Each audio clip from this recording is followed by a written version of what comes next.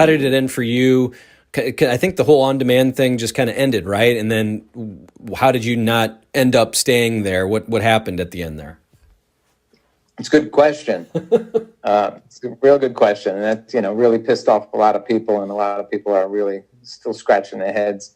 But the contract ended at In Demand, which was, we sort of knew was coming. And then just the way it actually was informed to us was little disheartening, a little confusing, a little surprising. It sort of happened on the air, where it was sort of a mistake made where the announcement was made on the air before the staff actually knew. Sort of a misstep there. And without getting into the minutia, there was... Or was it? Someone screwed that up. Or was it? Someone screwed that up. Yeah. It was a miscommunication was the excuse. But that was strange. And then it just sort of ended, and it was strange. It was a weird way to end after such a long time with so many people that were so committed and loyal and dedicated to the show. Whatever. You just move on. I have just a couple. True colors came out, but I don't really know what happened. It's sort of people are just sort of scratching their heads still to this day. Well, we'll continue to scratch our heads, and then we move into the 2013, and we've seen on YouTube there's the summit meeting. What was that like as he's sort of changing, and as Gary would always say, evolving? Quote. What was the summit meeting like for you when you see Howard on that stage saying, I want A-listers? Were you aware that this was what he was coming with? It was game over. It was game over for me. We were on an attack that was so powerful and so successful. If there was when you do a change like that, you got to show value add. You got to show to the audience why you're doing what you're doing. It's not that it was wrong what he did. It was in the way that it happened that was wrong. So, but it is what it is. It's his bat, his ball, his game. So he can do whatever he'd like to do. So God bless him. Yeah, and you said it was the beginning of the end. The end happened so weirdly. I know you've told this story before, but your father passes away, right? And you've decided, this is kind of be my time where I want to maybe take a leave of absence. Tell me that story, because it does really, when I heard this, I'm like, man, that's a terrible way to end it for a guy who's been with him so long. Yeah, it was personal, and I says, okay, whatever. And I just let it go, but it was a moment. It was a lot of things. Both my parents were dying at the same time. That was very hard. I never even knew how to even deal with that, and it was tough. Because I literally dedicated my life to Howard. I moved from Philadelphia to New York on my own dime. I believed in him and what we were doing so deeply, and it was such a part of my life. And when that happened, it was tough, but life goes on. You pick up and you move on. Yeah. So you did move on, but how long does it take to get over not being there? Because at this point, essentially, he just says you wanted to take a leave of absence, and he goes, "I'm just going to let you go." Which, did he ever explain what that was about? But then, secondly. It doesn't matter. It doesn't matter. It doesn't deserve discussion. But the thing is, you pick up, you move on. It's not how many times you get knocked down. It's how many times you get up. And it literally, like when the Howard TV crew was cut loose, Doug called me up and said, "Hey, I just got fired." I'm like, I said, "Dude, it's the best thing that'll ever happen to you." And he goes, "Why? What do you mean?"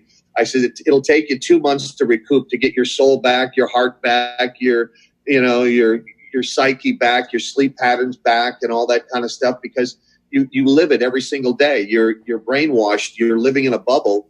And when you get out of it and you see that there's life outside of it, you go, oh my God, and it really is like a rebirth. And so it's what you go through, and life has its ups and downs. And that was one of the greatest ups of my career. And I'll be forever grateful. But, you move on, you rebuild yourself, and it takes time. So it's all good. We would all, if you weren't in bed by 8 o'clock at night or by 9 o'clock at the latest and falling asleep because you had to get up at 4 a.m, 3:30, 4 a.m.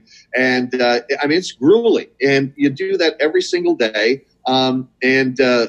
it's everybody's sleep deprived, everybody's stressed out, and you don't realize how, that affects you, and it does affect you, and then when you start to get a normal night's sleep and you don't have that day-to-day pressure on you, all of a sudden you start breathing better, you start feeling better, and it's different. So when Howard mentions that he's going to Sirius, it's on the air. Tell me about that day and just not knowing, because I think what I remember, Robin didn't even know. I mean, he kept this completely. No. I mean, as far as I knew, I certainly didn't know.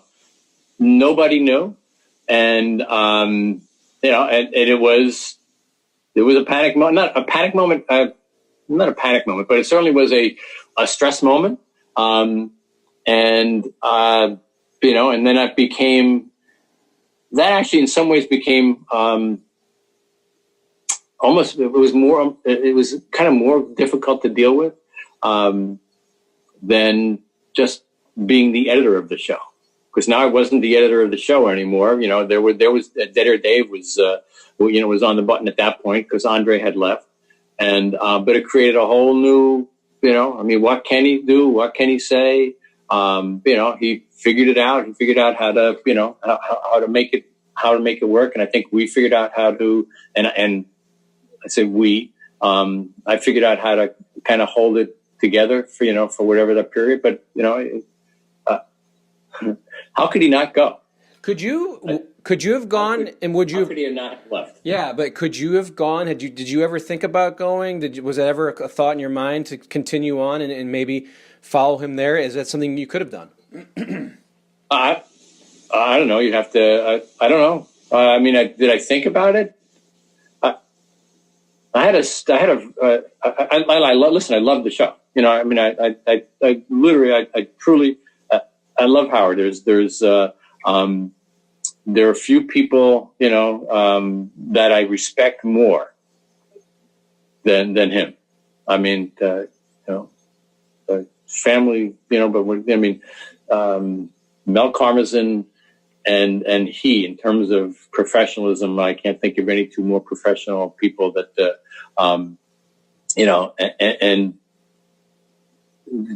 that people should aspire to try and be like. Professional, hardworking, hopefully I was some of that. And I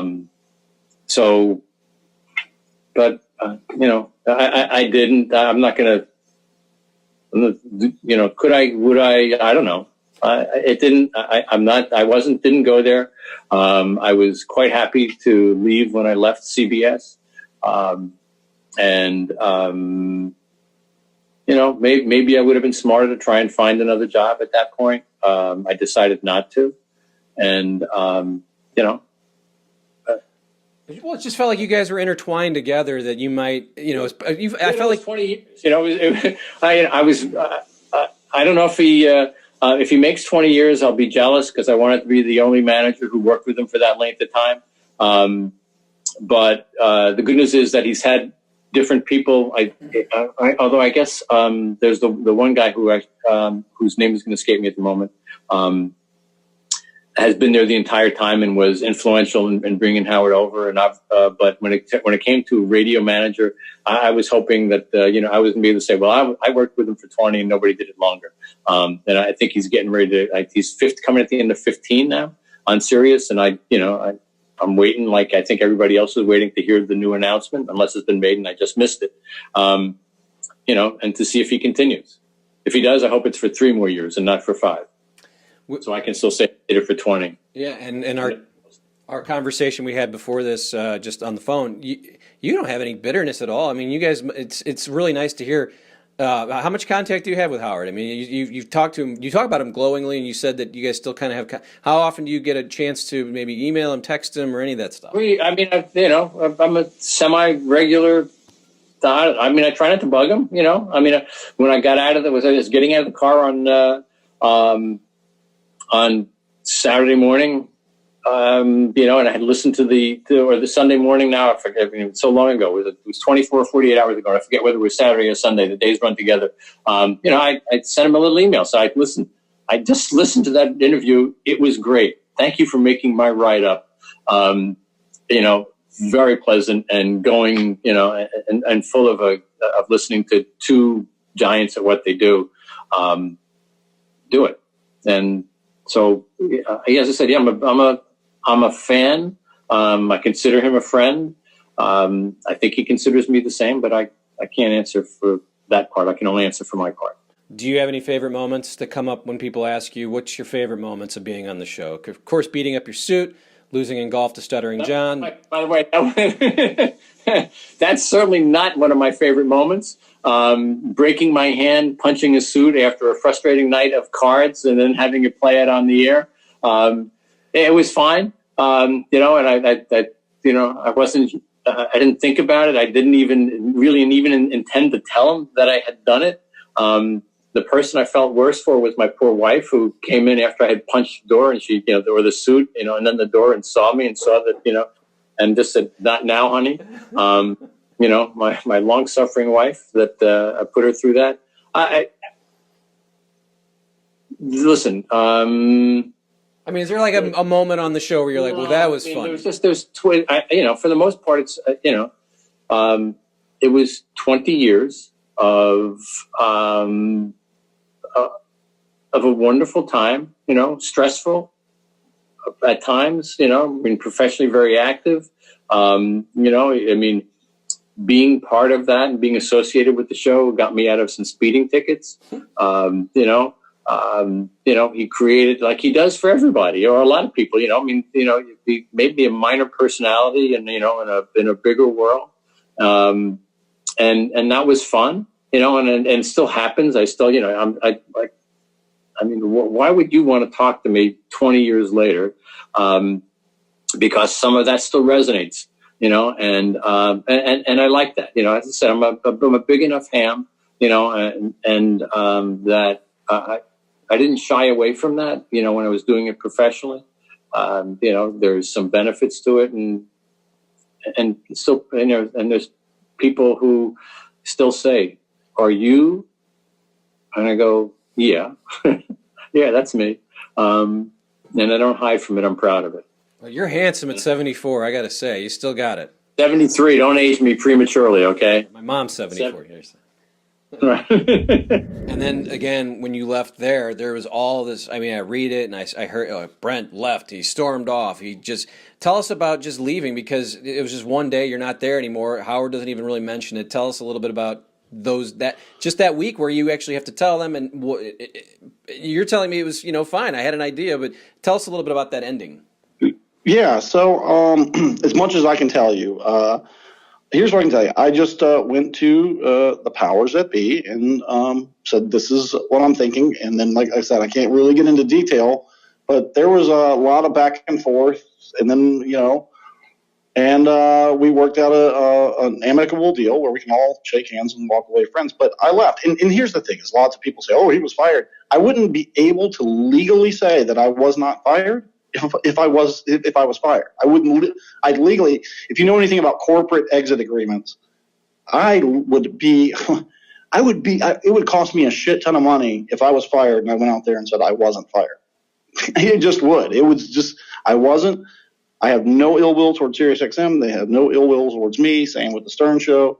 I just wanted out of New York. I wanted out of the cold. I wanted to do my own thing, and I wanted to move back into the tropics. So I'm only going to live one of three places the rest of my life, either the Tampa Bay area, New Orleans, or out in the Venice Beach, Santa Monica area of California. That's it. Those are the only three places I'm really interested in living.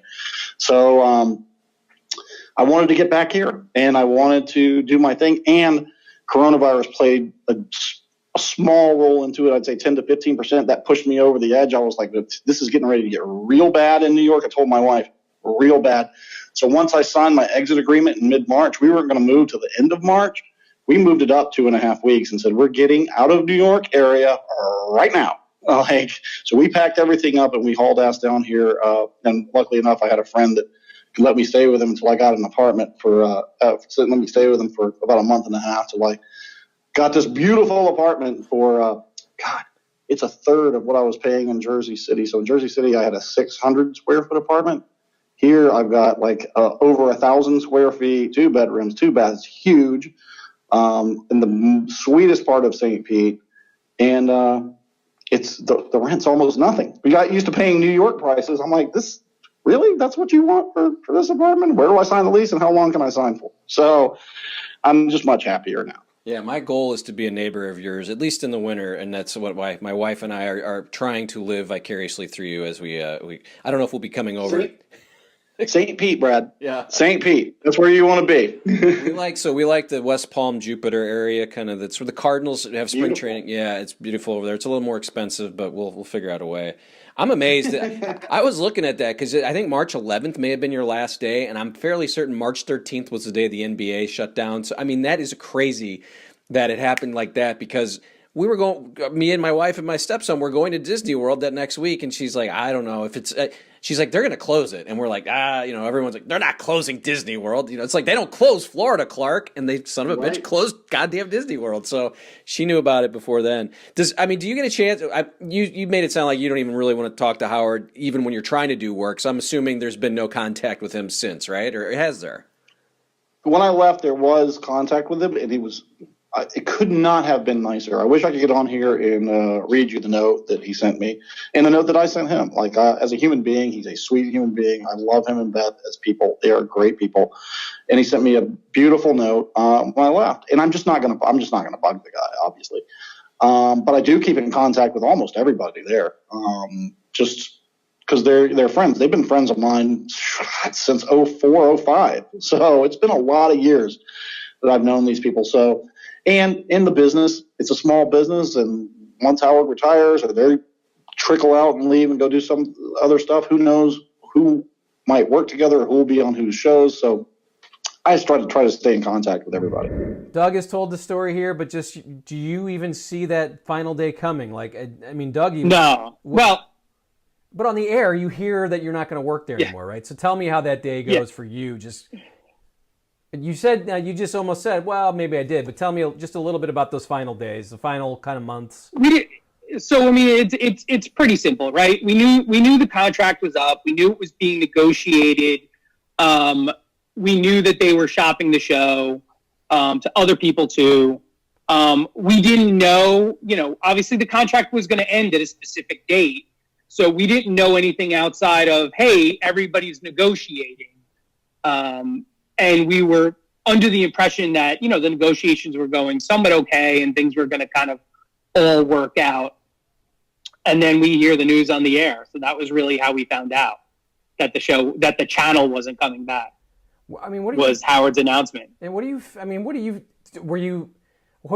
Like, you've been there so long. Would you feel like you'd be a lifer there? Or like, how does that make you feel? Because I'm like, and Doug's been there a long time too. And he's an executive and like, I know when you lose, things don't go right. It's weird, but boy, when you're there that long and you're that loyal, and it just is sort of done dirty. Like, tell me what did it feel like to you? Like, look, I have a different way of looking at it than probably most people. It was business on why the show didn't come back, right? And contracts, they come and they go, and sometimes they're not always done. But on the other side. On the personal side, yes, I've been there for 24 years. It's a long time.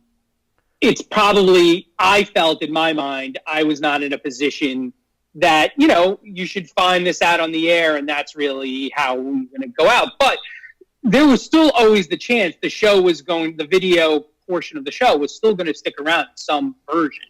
So it wasn't really like, hey, you're done. Until they finally were like, yeah, I guess, no deals are being made, But yeah, it was really odd to hear it. It was really sad. It was sad for everybody that worked on the Howard TV team because they, again, everybody really cared about this product and cared about working on the show.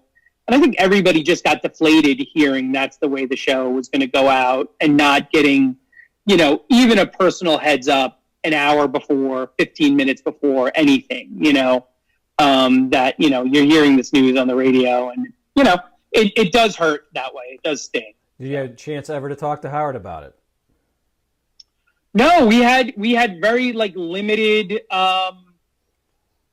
I was there until the end of that year. Some people didn't last as long because, once the show was deemed that it wasn't coming back, the company had like a layoff plan in place, where certain employees we were going to purge as we were going closer to the end of the contract date where, obviously we weren't going to be producing new content.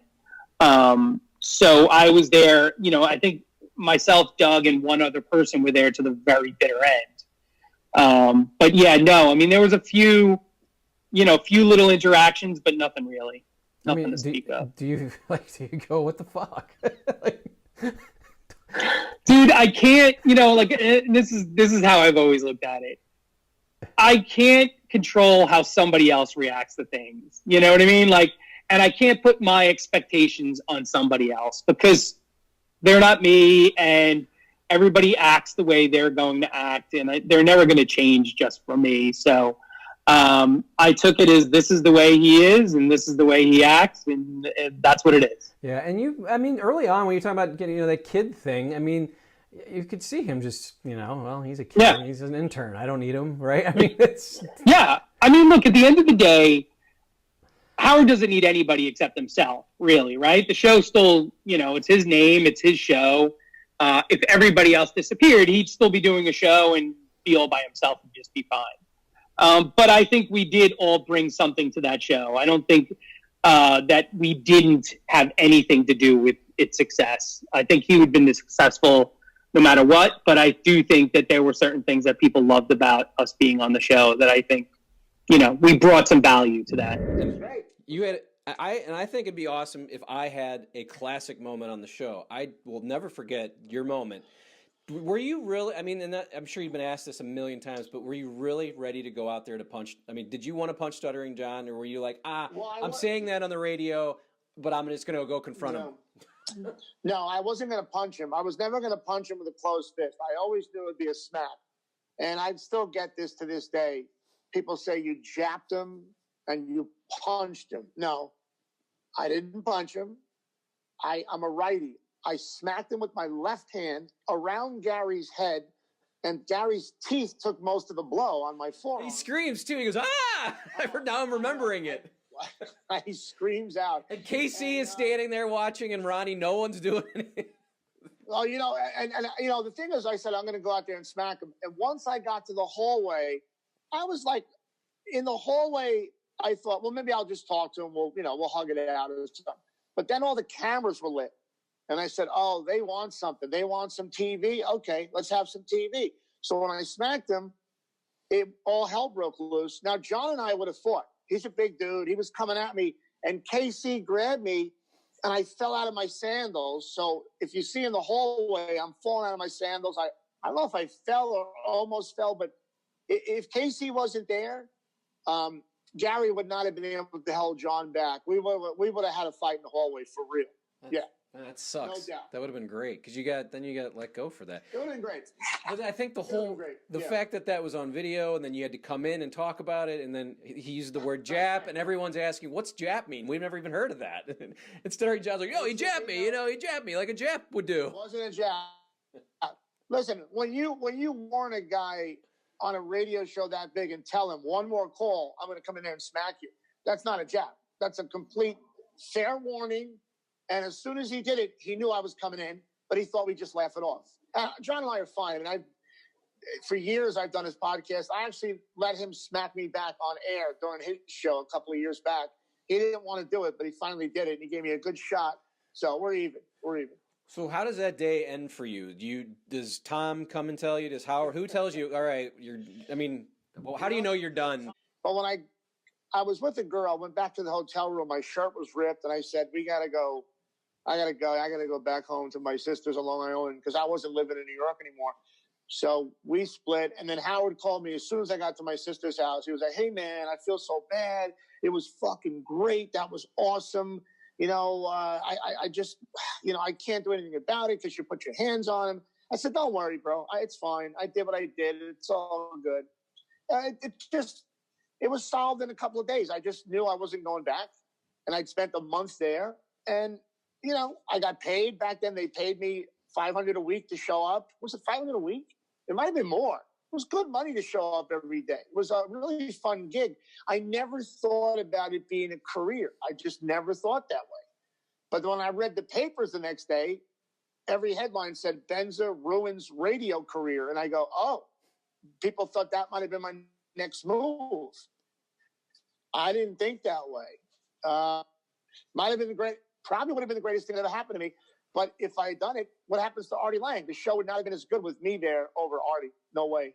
Yeah, no way. I hate to say it, but yes, that's true. But I will say it would be awesome to be banned from. True, I know. You were banned from the greatest radio show of all time, and I don't know how many people they banned. I think maybe you're the only guy. Maybe High Pitch Eric, but maybe you're right. I mean, I did about 100 appearances, but I was banned from the building, and then I called 2 more times a couple of years later. But it's not my show anymore. I don't follow it.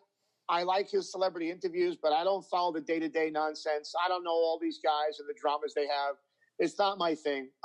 Look, when that show was on in New York City and you walked down the street and people knew you, they heard you on the radio, they saw you walking down the street, they would yell your name out. It was a wonderful feeling. I don't think that'll ever happen again. It won't happen again with radio, but when you did Howard Stern, everybody in this city, cabbies, truck drivers, the cops. I've been stopped by cops in L.A., and they've let me go because of Howard. Tell Howard I said hi. I mean, cops, firemen, construction guys, cabbies, they love Stern. Love him to this day. So tell me, we talked about George Takei, but I think that was part of the reason what happened for you not to stay there longer, right? So I think there was a moment where maybe your daughter wanted to do. Tell me a little bit. Okay, well, yeah, let's clear that up then. So what brought this period in your life to an end? No, in fact, no. That had absolutely nothing. No, I'll explain that, but no, that had absolutely nothing to do with me leaving. The reason I left is that my sense was that Howard was losing interest in the news team, and that is his right. It is his show. It is the most successful show in the history of radio. So I had 5 or 6 really good years there. But wherever I work, if I get a sense that there's so much interest in what we do anymore, I want to move on. So that was the single reason why I left. I'm not sure they were pleased when they knew I was leaving, but it was time for me to go.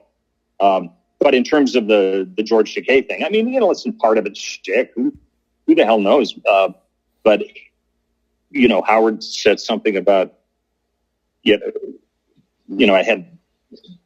asked George if my young daughter could interview him briefly on the phone about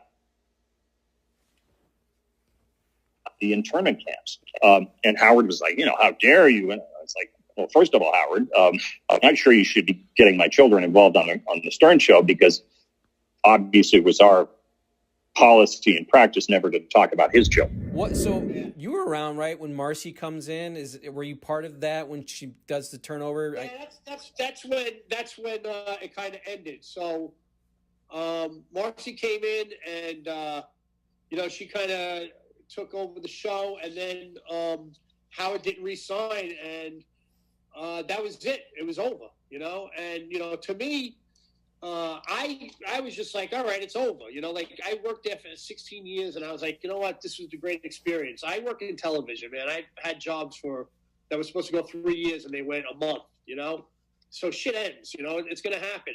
So I wasn't really pissed off. I was just kind of like, the only thing I was kind of mad at is that I found out like everybody else on the air. That was the weird thing. It was like, we didn't know what was going to happen. We're like, Doug, what's happening? He's like, I don't know. We don't know. Blah, blah, blah.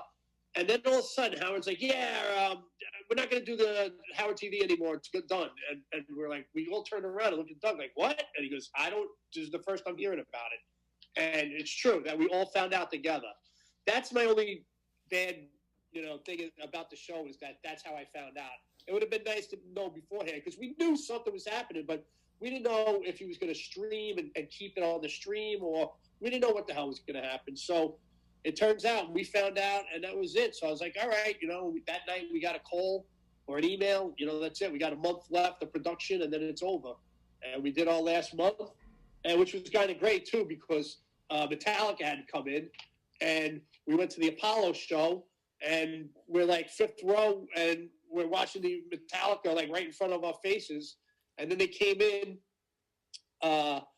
2 days later. It was a Friday night show. They came in on Monday, or maybe a Saturday night show, whatever night it was. And they came in on Monday, and that was kind of cool too, because I was talking to the management. I knew some of the guys from the management of Metallica from Q Prime.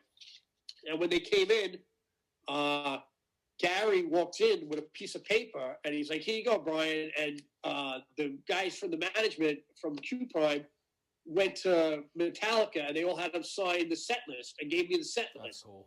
That was like a great going away present. I was like, holy shit, a fucking Metallica signed set list from the Apollo, a show that, was a once in a lifetime show. So that was pretty cool. That was a good way to go out. But leaving the show, you left it in 2001. You said it was like that schedule, the morning. Just tell me a little bit about making that decision. I know you had a lot of contract. No, there's a lot of negotiations. Really weird. It's like anything. There was a million things piled on top of each other, and I drew a line in the sand. And it's funny because the bullshit. Because a couple of months later, I actually went back and said, "Look, I'd love to come back for the deal." Because I didn't realize how much I was going to miss sitting around and laughing so hard. You don't miss the fame or the money. It was just like, wow, you just don't have that much fun anywhere else. But I was drinking too much, and my wife and I were on the outs for years. But there was no way I was going to quit drinking. There was no way I was going to split up with my wife, because I couldn't go looking for a place to live, because I was working, 25 hours a day, writing the TV shows and doing the radio show and going out and doing stand-up and releasing CDs. And then I'd go away for a weekend to Las Vegas or Chicago to work, and they pay me so much money. And then when I finally would have a weekend off, the last thing I was going to do was go shopping for an apartment. So I was kind of stuck in no man's land, and there was no way I was going to quit drinking. And I said, you know what, I'm going to ask for a certain amount of money, and if they pay it, I'll stay, and if they don't, I'm going to get my life back, which sounds crazy. I was making a lot of money, but not relative to, we were printing money. K-Rock was printing money. It was zillions and zillions of dollars. I was like, you know what? I've been here since the beginning. Nobody else wants to ask, but the hell with them. Cut me in. And they didn't even want to talk. So that was that. To this day, people say, "Oh, it's the worst decision anybody ever made, ever." Blah blah blah. And yesterday, I celebrated, whatever you call it, 19 years sober.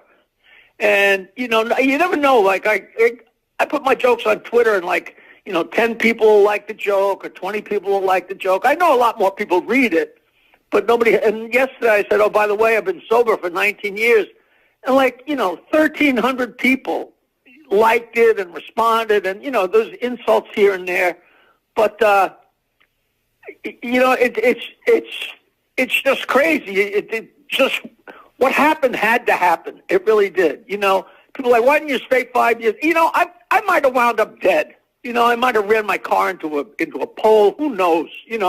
So you just got to go with your gut and do what you do. Yeah. How hard? But I never claimed to be smart. But how hard?